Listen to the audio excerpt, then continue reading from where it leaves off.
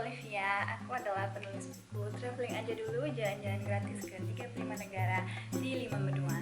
Di video kali ini aku akan share soal 5 cara supaya bisa dapatkan tiket murah ke luar negeri. Gimana caranya? Simak yuk!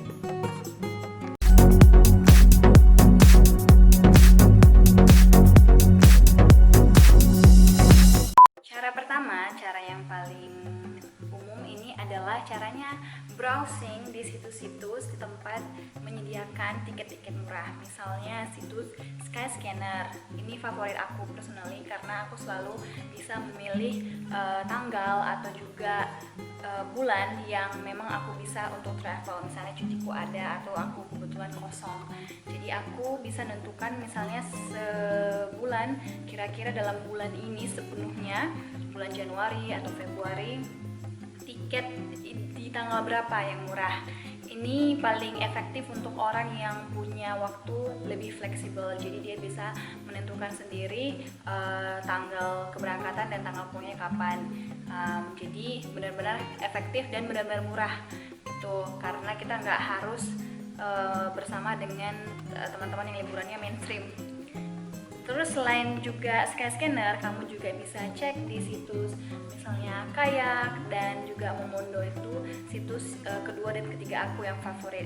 Yang pertama memang Skyscanner. Selain dari situs itu, kamu juga bisa cek di aplikasi. Ada beberapa aplikasi yang dia bisa memang membantu untuk mencari tiket-tiket murah. Misalnya adalah Hoppers. Kamu bisa cek, tulisannya adalah HOOPERS, dan juga situs Cheap Flights. Tapi kalau Cheap Flights juga ada websitenya, jadi kamu bisa ubek-ubek sendiri website-website tersebut. Biasanya comparisonnya itu ada dan kamu bisa bandingkan kira-kira di situs mana yang lebih murah. Kebetulan yang aku sebutkan itu lebih fokus ke travel ke luar negeri. Jadi tiket.com atau juga Traveloka mungkin lebih fokusnya ke domestik. Tips yang kedua adalah kamu dapat memilih maskapai penerbangan sesuai dengan wilayah. Jadi misalnya kalau kamu mau terbang di regional Asia, kamu bisa pilih AirAsia karena memang AirAsia ini maskapai yang paling jago untuk fokus di Asia. Jadi contohnya aku sempat terbang dari Denpasar ke Tokyo hanya seharga 1,7 juta rupiah return, jadi 2 jalur ways, dan itu adalah murah banget karena sekarang ini untuk harga segitu nggak bisa lagi kita dapatkan. Aku juga sempat traveling ke Bangkok atau juga ke Vietnam dengan AirAsia karena AirAsia punya banyak paket-paket deal untuk negara-negara ASEAN yang murah banget. Nah, untuk negara-negara kawasan Eropa, kamu bisa menggunakan maskapai Skyscanner. Ini juga favorit aku banget karena benar-benar murah, bener sangat-sangat murah, hanya beberapa euro. Contohnya aku sempat terbang dari Malta, aku sempat tinggal di Malta selama 3 minggu. Terus terbangnya ke Jordania, itu harganya sekitar 10 euro, 9,9 euro. Jadi itu dikonversikan di Indonesia rupiah adalah 180.000 rupiah. Murah banget kan?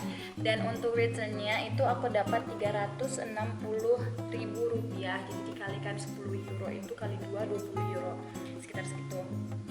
Tapi permasalahannya dengan Ryanair adalah kamu harus tricky. Jadi mereka biasanya akan charge lebih mahal kalau kamu punya lebih banyak bagasi atau kamu punya ekstra untuk dibawa ke dalam kabin bahkan.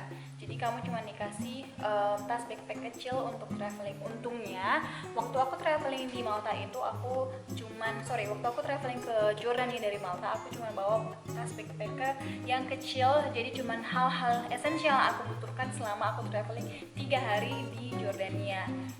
Selebihnya aku tetap tinggalin di apartemen aku yang sementara di Malta. Tips yang ketiga adalah memakai maskapai yang mempunyai fasilitas city tour.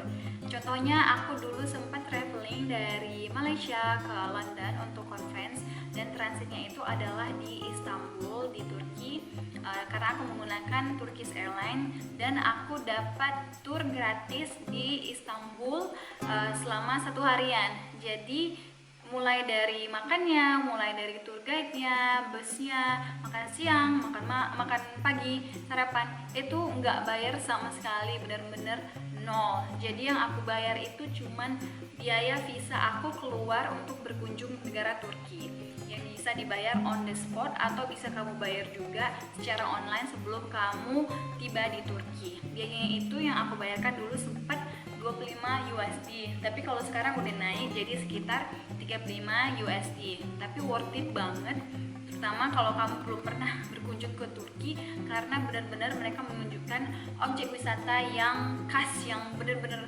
wajib dikunjungi selama di Turki. Misalnya Hagia Sophia, terus juga kamu dibawa ke Bospor, jembatan di antara dua benua Asia dan Eropa yang ada di Istanbul. Kamu juga dibawa ke marketnya, itu special market di Turki, dan area turisnya yang mana banyak orang lalu lalang untuk beli souvenir dan lain sebagainya. Jadi benar-benar worth it banget. Aku juga sempat cobain free tournya di Singapura. Kalau yang ini bukan karena maskapainya, tapi karena memang fasilitas dari airportnya. Kalau kamu transit di Singapura dan sudah punya pesawat on board yang kedepannya sudah check in, kamu bisa dikasih tour keliling Singapura selama 2 jam, 3 jam tergantung paket turnya dan tergantung juga waktu kamu kosong itu kapan. Dan tour guide-nya itu gratis, busnya gratis, meskipun nggak dikasih makanan, nggak seperti yang di Turkish Airlines. Yang keempat adalah menjadi member frequent flyer suatu maskapai atau satu aliansi. Kalau aliansi yang utama ada 3, yakni Star Alliance, SkyTeam, dan juga OneWorld. Kalau untuk frequent flyer maskapainya ya memang tergantung maskapainya, kamu register sendiri. Keuntungannya adalah kalau misalnya ada promo-promo, kamu langsung dapat secara langsung dan lebih cepat daripada member-member yang memang bukan dibandingkan dengan orang-orang yang bukan member dari maskapai ini. Keuntungan lainnya adalah frequent flyer itu bisa ditukarkan dengan pesawat yang bisa kamu dapatkan secara murah ataupun gratis. Jadi biasanya kamu cuma bayar tax-nya atau bahkan nggak bayar tax sama sekali, tergantung dari kebijakan mereka. Kalau pengalamanku, karena aku dulu sempat terbang dengan Virgin Islands dari Australia, dari Canberra tempat aku sekolah dulu, ke Beijing, Britain. Itu naik maskapai yang sama, naik maskapai Virgin Australia. Jadi aku dapat frequent flyer dan juga dapat poin. Dan waktu itu poinnya itu bahkan cukup untuk aku terbang dari Melbourne ke Canberra. Dari Canberra ke Melbourne, one way itu naik pesawat business class. Enak banget nggak sih, gratis naik business class, dan aku pesannya itu dadakan banget, jadi 1 hari sebelum aku berangkat. Yang terakhir adalah pilih waktu yang tepat untuk traveling. Jadi kalau misalnya nih di Europe itu kebanyakan orang akan traveling di musim panas. Jadi di musim di di bulan-bulan Juni, Juli, Agustus itu banyak orang yang traveling, dan harganya itu mahal dari harga maskapainya karena memang demand-nya tinggi ya. Jadi kalau kamu mau traveling di Europe dan ada waktu kosong, mending kamu terbang di bulan-bulan Maret, April, atau itu Maret, April adalah musim gugur kalau nggak salah ya. Musim gugur. Atau kamu bisa terbang di bulan September, Oktober, itu di musim semi. Jadi suasananya nggak dingin banget, tapi tetap penerbangannya murah gitu, lebih murah dibandingkan musim panas. Kalau musim dingin ya, kalau sebagai orang Indonesia, aku sendiri sebenarnya nggak terlalu suka traveling musim dingin karena harus banyak bawa mantel atau bawa baju yang hangat dan berat kopernya, jadi aku kurang menikmati gitu kalau musim dingin. Nah itu dia 5 tips dari aku tadi gimana caranya dapat tiket murah untuk traveling ke luar negeri. Kira-kira negara mana yang kamu mau tuju setelah pandemi ini berakhir? Share ke aku.